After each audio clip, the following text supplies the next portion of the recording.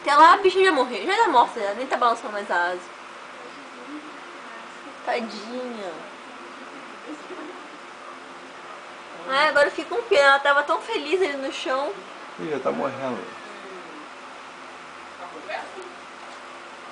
O aranha chegou rapidinho, né?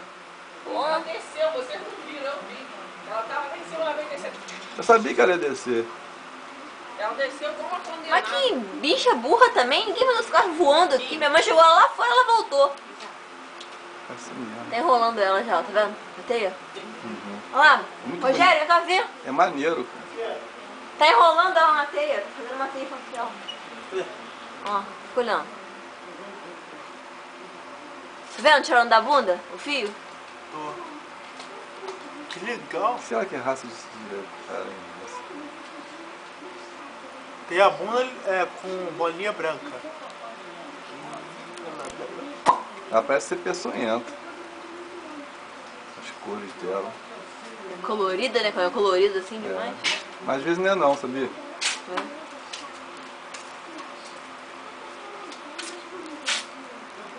Aranha que come lavadeira. Mas já tá morta a lavadeira? Deve estar. Já. Com pena agora. Viu? Tipo não, pô. Faz parte da natureza. Dá pra ver um bicho aí que come a porra da aranha. Que legal, tirando a teiazinha da bunda. Né? Tá piscando. Dá pra tá ver acabando a certinho. bateria, né? Dá pra ver certinho ela tirando a teia da bunda. Haja teia, hein? Ih, deve estar feliz da vida. Não acontece sempre pegar um bicho maior que ela, né? Levar lá pro ninho dela. E vocês sabem como é que fica? A gente já viu ele rolando, só que o bicho menor. Fica um rolinho branco assim. Ela bota muito. Não sei se ela vai fazer isso, né? Mas lembra, pai? A gente viu uma vez? Ela botou um rolinho branco.